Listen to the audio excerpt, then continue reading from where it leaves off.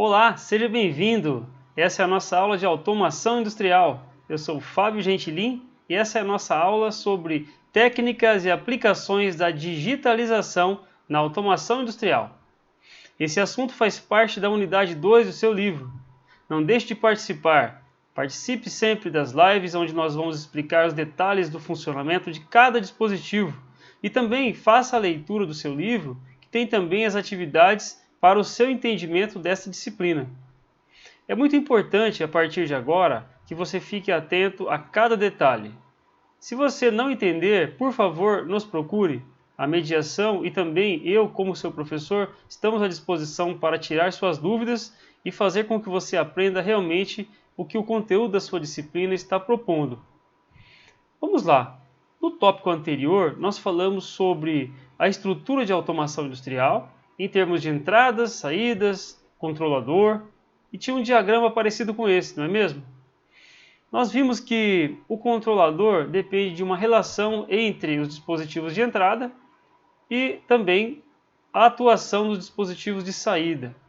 Os dispositivos de entrada eles poderiam ser sensores, por exemplo, poderiam ser botões, contatos em geral, que introduziam dados no nosso controlador, e as saídas são aqueles elementos que dependem de atuação. São dispositivos que precisam receber comandos. Por exemplo, motores, válvulas, contatores, solenoides, lâmpadas e assim por diante. Nós vimos que vários dispositivos podem assumir tanto o papel de entradas como o papel de saídas. Inclusive na nossa live da segunda semana, nós trabalhamos ali com uma série de assuntos que vocês vão conhecer, vocês vão participar aí desse momento e nós vamos colocar diante de vocês uma situação real. Né? Nós vimos aí também na primeira live um exemplo com várias entradas e saídas, dispositivos que são entradas e saídas e como eles atuam.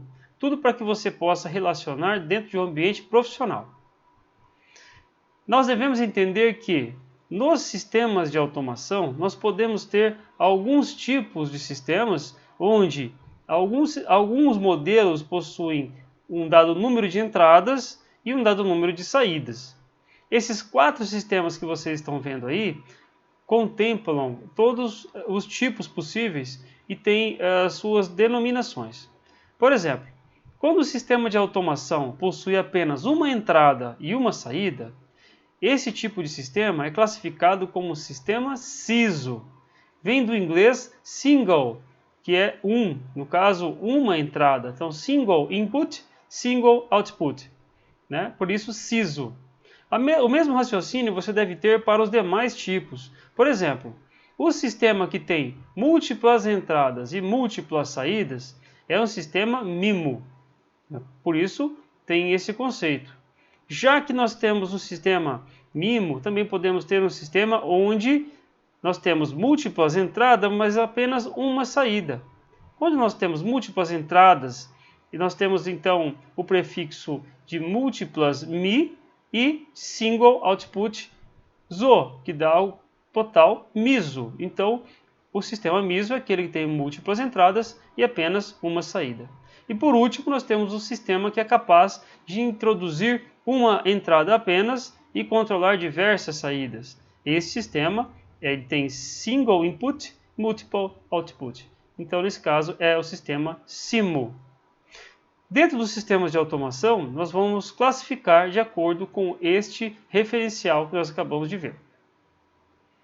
E um processo que nós já mencionamos na nossa última aula, eu coloquei para vocês uma relação entre as entradas e as saídas. E nesse formato nós apresentamos uma tabela cujas entradas ficam à esquerda e as saídas ficam à direita. No sistema apresentado, onde havia uma lâmpada e um contato, e também uma fonte de energia, nós nos referimos a esse sistema como sendo a entrada, o contato do interruptor, né, no caso a chave, e a saída como sendo a lâmpada. Os estados possíveis para uma lâmpada são apenas 2, ou acesa ou apagada. No caso do contato do interruptor também, só pode estar aberto ou fechado. Logo, nesse sistema, com apenas uma entrada, nós percebemos que existe apenas 2 possibilidades. E aí nós temos a lâmpada apagada em uma situação e, no caso, a próxima situação com a lâmpada acesa com a chave fechada, não é mesmo? Nós vimos isso aí na nossa última aula. E aqui nós vamos retomar, tá, o nosso conceito baseado justamente no número de possibilidades que existe em um sistema, dado o número de entradas que ele tem. É muito importante levar em consideração isso, porque se alguma possibilidade não for contemplada em uma análise, esta situação pode acontecer e causar algum tipo de problema imprevisto na programação ou na automação a ser realizada. Nesse caso, como comentado, nós temos duas possibilidades. Podemos perceber aqui que existem os estados lógicos que o nosso contato, no caso do nosso interruptor, né, pode estar aberto ou fechado. Né? O estado anterior em repouso estava aberto, né, e a lâmpada estava apagada. No caso do novo estado, né, uma vez que introduzido um estímulo nesse interruptor, né, foi pressionado, ele recebe então um novo estado e a lâmpada passa a estar acesa como resultado desta ação. Vejam que essas duas linhas representam duas possibilidades. E o que representa o número de possibilidades é justamente o número de entradas, uma vez que o número de possibilidades P é igual a 2 elevado a n, onde n é o número de entradas do sistema. Nesse caso, quando nós temos então uma entrada, nós temos apenas um interruptor, 2 elevado a 1 é igual a 2. Logo, aquele conceito de duas possibilidades apenas. Foi dado a vocês um exemplo de um sistema de automação para o controle de nível de um tanque, inclusive está no livro de vocês. Esse processo conta com 3 sensores aqui de nível. Um que pode indicar quando o tanque está vazio, o outro quando o tanque tiver aqui o nível pelo menos na metade, ou seja, nível médio, e quando o tanque estiver totalmente cheio, esse último sensor cheio vai indicar para o controlador. Observem que cada sensor está enviando um sinal elétrico para o controlador. Esse tipo de sinal representado por essa linha tracejada representa um sinal elétrico. Nós temos aqui também um outro sinal elétrico que vai direto para uma válvula. Nós já aprendemos que os sensores são dispositivos de entrada. Obviamente, por esse motivo, estão sendo interligados na entrada de nosso controlador, que aqui é representado por este símbolo, que representa o CLP. Nós também aprendemos que a válvula é um dispositivo de saída, obviamente interligado então na saída do CLP. Nós temos aqui a entrada de água, que passa por essa válvula, uma vez que o seu atuador permita que isso aconteça. Esse atuador aqui, pela simbologia, representa um solenoide. E o sinal elétrico que atua sobre ela é um sinal digital. Nós temos então que, no primeiro momento, realizar a análise do processo. E isso que nós acabamos de fazer é justamente interpretar como vai funcionar. Observem que dentro desse sistema não faz sentido dizer que o tanque está cheio sem que os sensores vazio e médio também não sinalizem esta ocorrência. Não é possível que a água fique posicionada apenas aqui em cima. Por uma ação da gravidade, a água tem que ir preenchendo o tanque até atingir o sensor de cheio, mas antes vai passar pelos 2 sensores anteriores, que são vazio e médio. Então essa análise deve ser feita para que você não realize, não contemple talvez a lógica proibida, que seria situações onde a água está apenas no sensor médio ou então está no cheio e não passou pelo vazio e pelo médio. Então, são condições que fisicamente não são possíveis de acontecer. Uma outra situação importante a ser analisada é que a válvula 2, mais adiante será abordado, ela não faz parte desse sistema de controle automático. É uma válvula que é manipulada externamente a este controle. Está aqui representando apenas a ação externa e não faz parte do nosso programa ou da nossa lógica. Nós devemos analisar aqui, então, em termos de entradas e saídas, quem são os dispositivos que nós temos e suas naturezas. Consideramos que aqui todos os dispositivos são digitais. E nós temos, portanto, 3 dispositivos de entrada e um dispositivo de saída. No próximo passo, que nós já fizemos aqui a identificação, então levantamos que há um dispositivo de saída. Nesse caso, a válvula 2, como mencionado, não fará parte deste processo de automação. A lógica se dá da seguinte forma: a válvula 1 irá abrir quando o tanque estiver com um dado nível mínimo aqui para que ela possa operar. Essa válvula não pode abrir se o tanque já estiver totalmente cheio. Essa válvula deve abrir quando o tanque estiver sinalizado que está vazio ou que está pela metade antes que atinja o nível de cheio. Desejamos, nesse primeiro momento, que o tanque fique cheio. É claro que há várias maneiras de interpretar esse mesmo processo. Estamos considerando aqui uma condição para estudar esse processo com o objetivo de aprender a digitalização. No quarto passo, nós vamos estimar qual é o número de possibilidades que esse sistema permite. Nós aprendemos que no primeiro exemplo, onde eu tinha um contato, interruptor e uma lâmpada, nós tínhamos então duas possibilidades, pois 2 elevado a n, quando o número de entradas é igual a 1, nós temos duas possibilidades. Aqui nós sabemos que existem 3 entradas digitais. Nesse caso, nós temos então 2 elevado a 3. Com isso, nós vamos analisar o nosso processo. Como fica o primeiro passo? As entradas são os sensores de nível, no caso, cheio, médio e vazio, como nós podemos ver aqui. No caso, as saídas é apenas contemplado pela válvula 1. A válvula 2, como já foi comentado antes, é apenas de ação manual e não faz parte deste processo controlado automaticamente. O terceiro passo fala sobre a lógica que já foi levada em consideração e do seu funcionamento. Nesse caso, existem pontos que são impraticáveis, como eu já coloquei a vocês, por conta aí das condições físicas que esse tanque permite. E aqui existe uma convenção. Quando o nosso sensor detectar a água, ele vai informar este evento a partir de um sinal que muda de 0 para 1. Então, se tem água, é igual a 1. Se não tem água, é igual a 0.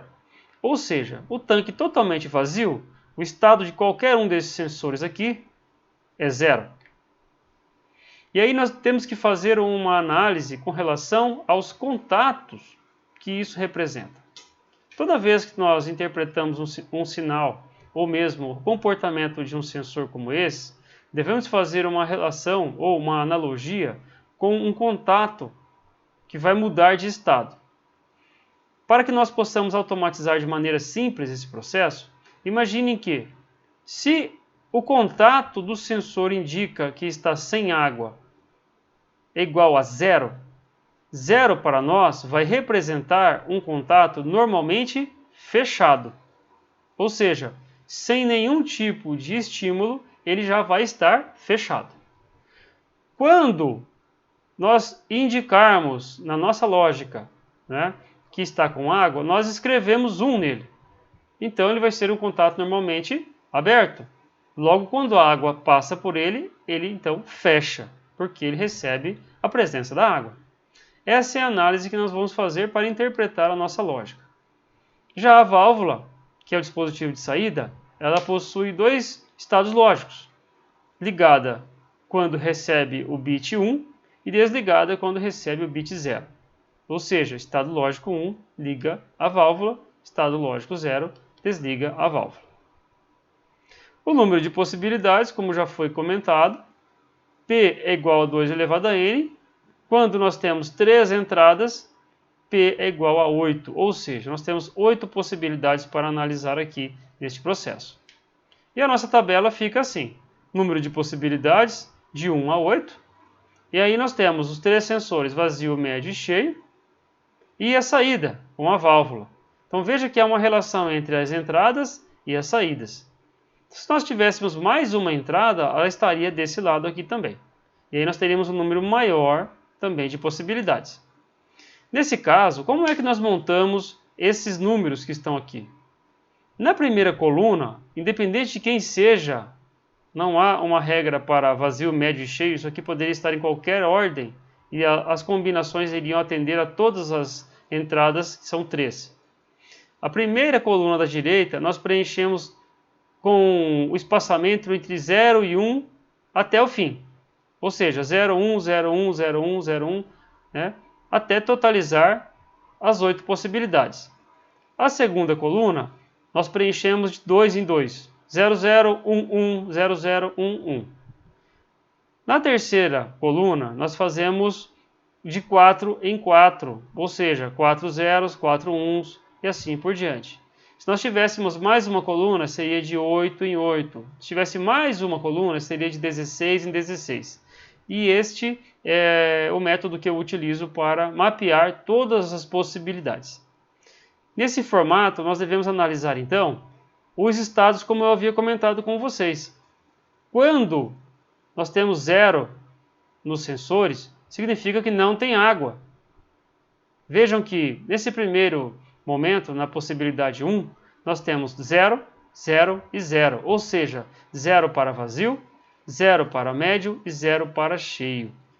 Isso significa que nosso tanque está totalmente vazio. Nesse caso, a válvula deve ligar, ou seja, a válvula recebe o bit 1. Nos demais casos, nós vamos analisar um a um. Quando, por exemplo, na possibilidade 2, nós temos ali o sensor de vazio sem água, igual a 0. Sensor médio sem água, igual a 0. E o sensor cheio com água, nós já falamos que é um caso proibido. É impossível a água estar lá em cima. Então, nós colocamos um X, nós não vamos utilizar essa possibilidade para acionar a nossa válvula. Na terceira linha, na terceira possibilidade, nós temos outra situação de vazio sem água. O sensor de vazio não detectou água e está indicando que tem água no sensor de médio, outra condição proibida. Automaticamente, nós não utilizaremos essa linha. Na quarta possibilidade, mais uma vez, acontece isso. E agora, o sensor de nível cheio e médio também estão dizendo que tem água, né? Sem que haja água no sensor de vazio. Isso não pode acontecer, logo, não utilizaremos essa linha também. Na quinta possibilidade, nós temos água no sensor de vazio, porém, no sensor de médio e no sensor de cheio, nós não temos água, ou seja, o nível do tanque está entre o vazio e o médio. Nesse caso, é possível que entre mais água, então nós abrimos a válvula para que continue enchendo o tanque. Na sexta linha, na sexta possibilidade, nós temos a condição de água no sensor de vazio, não chegou no sensor de médio, porém está dizendo que tem água aqui no sensor de cheio. Isso não pode acontecer. Se não passar por aqui, não pode chegar no de cheio, né? Então nós não utilizamos também essa condição. Na sétima linha, nós temos água no sensor de vazio, água no sensor de médio e nós não temos água no sensor de cheio. Nessa situação, a água está acima do sensor de médio antes de chegar no sensor de cheio. Então, nesse caso, vamos manter a válvula aberta, portanto, a válvula está em 1. E na última linha, na oitava possibilidade, nós temos água em todos eles, ou seja, o tanque está totalmente cheio. Nesse momento, nós desligamos a válvula. Veja que apenas aqui nós colocamos 0, porque nós sabemos que a válvula deve desligar mesmo. E as linhas que nós vamos utilizar na nossa programação serão as linhas que contemplam apenas 1. Ou seja, quando a válvula assume 1, nós vamos pegar quais são os estados lógicos dos sensores e vamos convertê-los em contatos. E esses contatos vão se transformar na automação do processo.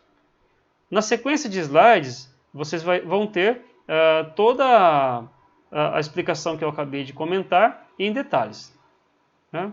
Então aqui nós temos quando a saída é 1, momento em que a válvula é acionada, quando a saída está em X é uma situação proibida e quando a saída está em 0 é quando a válvula não pode acionar.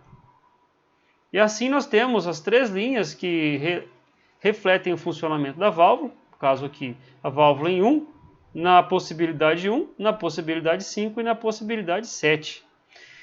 Essas 3 linhas é que vão definir o funcionamento completo da automação desse tanque nesses critérios. É claro que existem mais e mais possibilidades que podem ser analisadas em termos de falha de sensores e entre outras coisas. Este aqui é um exemplo didático apenas para que nós possamos aprender a decodificar um fenômeno físico real de um processo, o comportamento de um sistema, para uma programação onde o funcionamento se torna digital. E é isso que está acontecendo nesse processo que eu quero que vocês aprendam e utilizem esse raciocínio para os demais processos combinacionais. Esse tipo de sistema que nós estamos aprendendo aqui é um sistema combinacional, porque ele combina o estado de alguns sensores para ligar um dispositivo de saída. Se nós tivéssemos que analisar, por exemplo, o sincronismo entre o funcionamento de vários dispositivos, aí nós estaríamos falando de sistemas sequenciais, que não é o caso aqui. Então, analisando as linhas que nós acabamos de sinalizar no slide anterior, nós temos que a linha 1 nos fornece 0, 0, 0 e 1.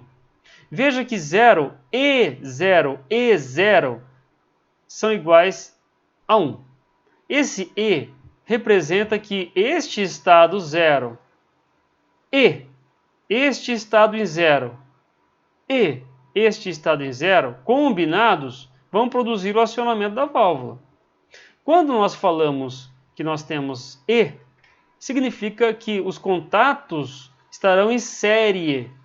Ou seja, este contato e este contato e este contato vão igualar aqui, no caso, ao acionamento da válvula, vão resultar no acionamento da válvula. Então, esta será uma linha de programa.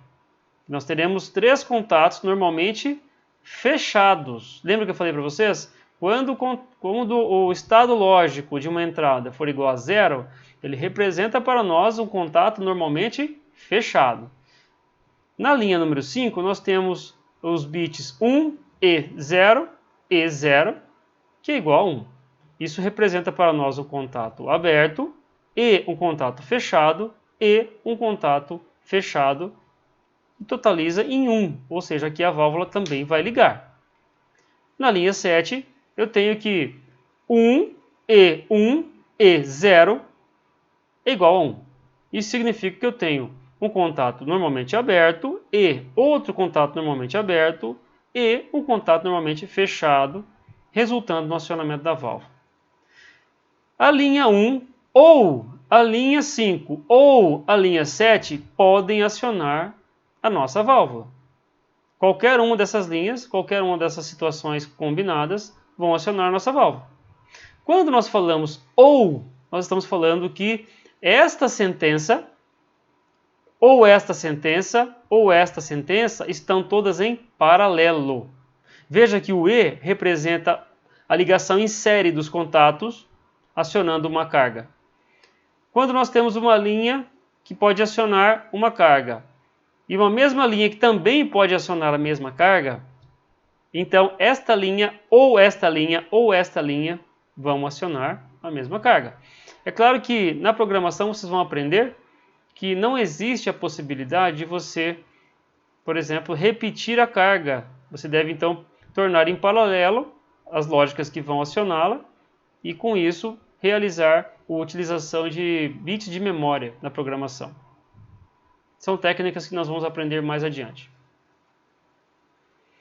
Aqui nós podemos observar que há uma convenção, novamente, tá? Para que vocês possam lembrar que enquanto o bit 0 ele vai representar para nós o contato normalmente fechado.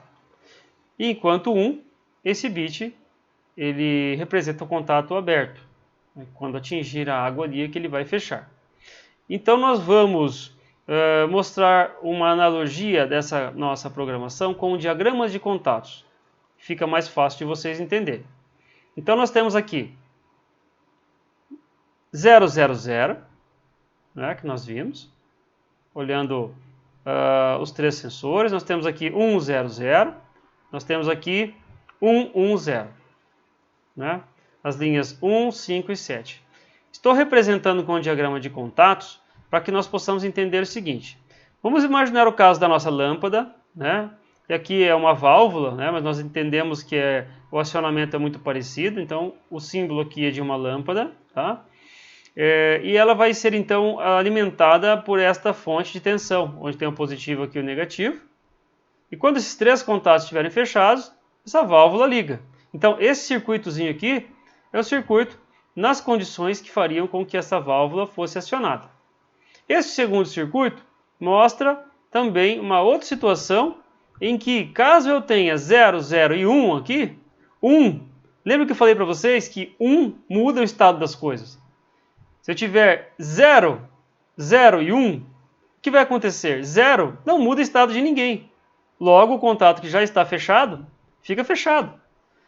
0 aqui também não muda o estado desse contato, ele continua fechado.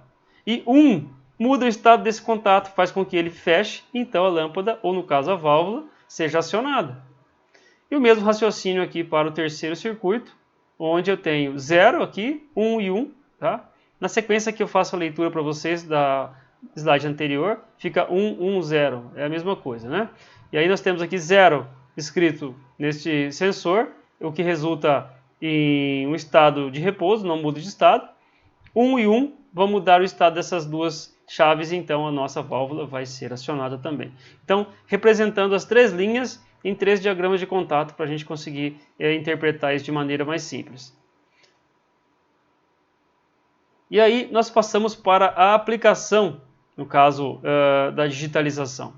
Nós vamos fazer implementações deste nosso problema solucionado aqui a partir dessa nossa análise no ambiente Zélio. Aí vocês vão ter a possibilidade de testar a ideia de vocês e ver como isso interage. No caso das aplicações da digitalização, nós temos uma série de detecção de eventos, por exemplo, baseado em dispositivos como fim de curso, estados de aberto ou fechado, ligado ou desligado, número de giros de uma máquina, por exemplo. Vocês já ouviram falar, por exemplo, em encoders, né, que são transdutores de movimento, que enquanto um eixo está em movimento, eu preciso saber quantas voltas esse eixo já deu e realimentar a malha de controle, por exemplo.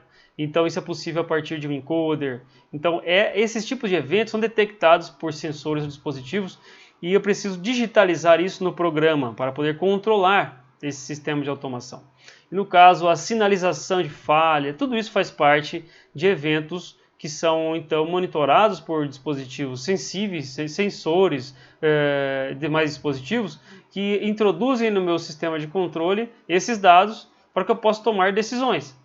E com base nesses dados, as decisões são tomadas em termos de atuadores. Aí eu aciono algum dispositivo baseado na necessidade da minha lógica, da minha programação.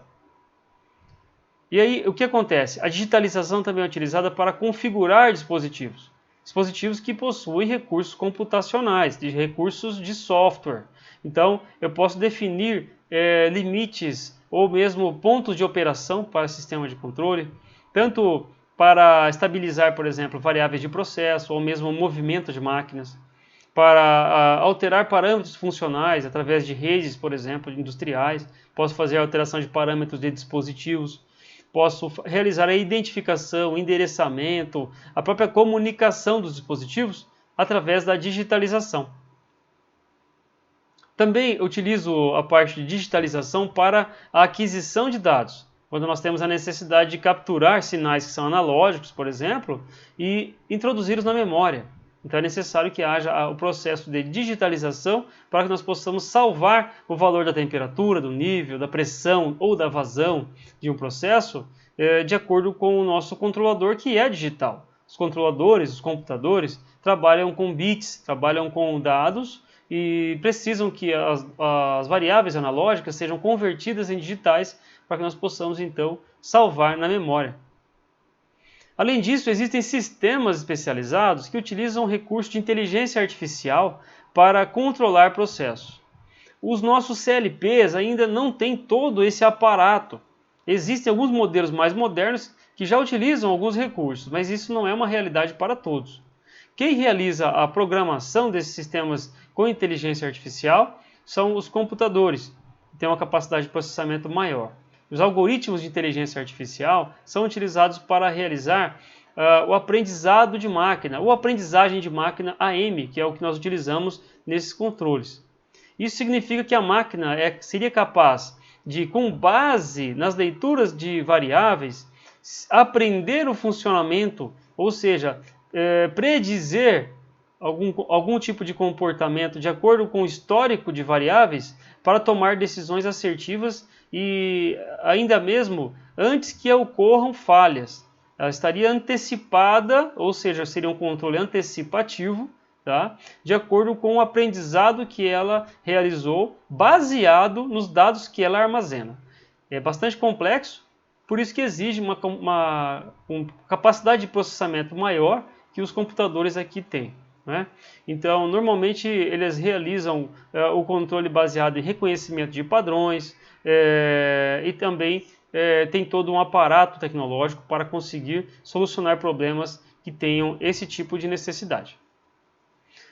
Nós temos também aí na digitalização os elementos sensores que realizam a detecção das variáveis, que é muito importante levar em consideração. Nós temos grandezas que são digitais e grandezas que são analógicas. Nós temos também sensores que são digitais, aqueles sensores que já enviam seus dados decodificados, inclusive em pacotes de dados. São sensores que possuem já um aparato computacional capaz então de enviar os dados digitais.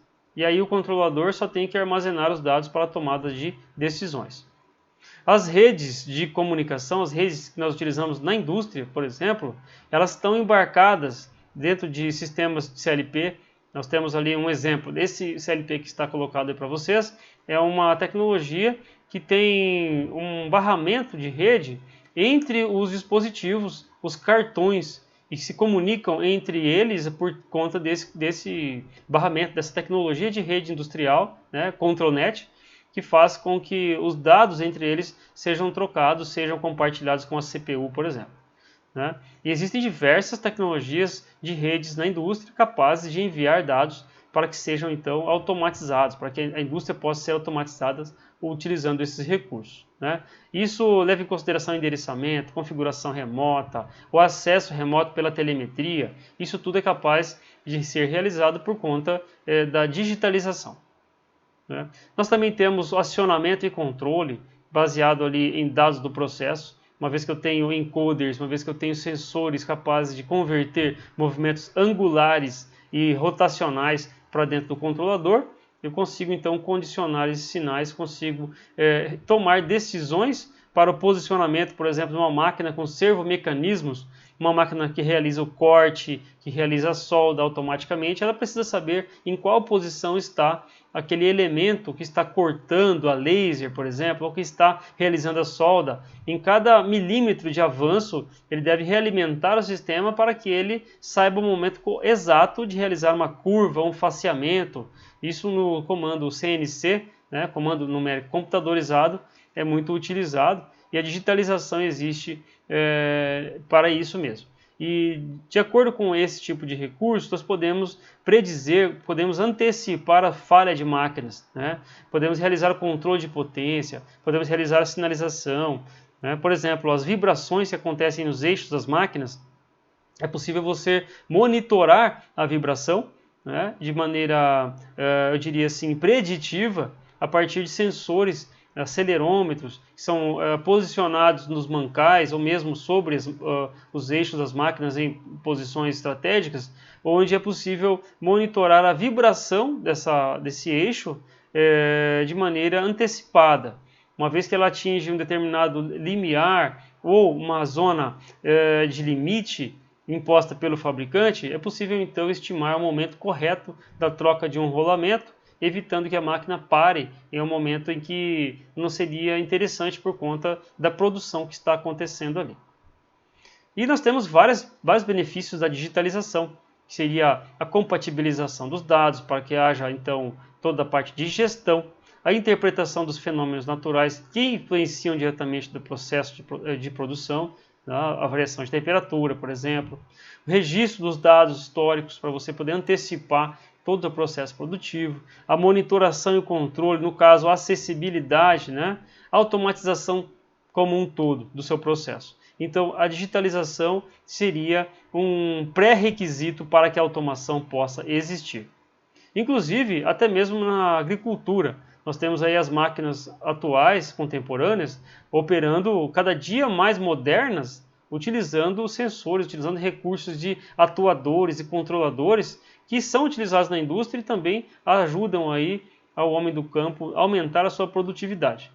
Então, essas tecnologias de posicionamento, tecnologias de atuação, contagem de sementes, controle, inclusive, de posicionamento dentro das máquinas, sistemas hidráulicos, pneumáticos, isso tudo faz parte do mundo da automação. E auxilia não apenas dentro das empresas e dentro das indústrias, também dentro dos veículos. Nós temos aí as colheitadeiras altamente automatizadas, tratores e implementos agrícolas que movimentam toda a nossa economia no nosso país. Então vale a dica de observar a automação não apenas em situações e soluções estacionárias dentro de prédios de indústrias, mas também em aplicações embarcadas nesses tipos de equipamentos. Principalmente você que é da área de engenharia mecânica ou da engenharia de produção. E, para finalizar, a frase final é que a digitalização está presente em todos os processos industriais. Nós podemos observar a atuação em dispositivos de entrada, nos dispositivos de saída, tá? E o núcleo do nosso processo de automação é a digitalização. E é isso aí, pessoal, nós ficamos por aqui, essa nossa aula sobre digitalização. Espero vocês na nossa live para podermos então falar mais sobre esse assunto importante da automação industrial. Um grande abraço e até lá!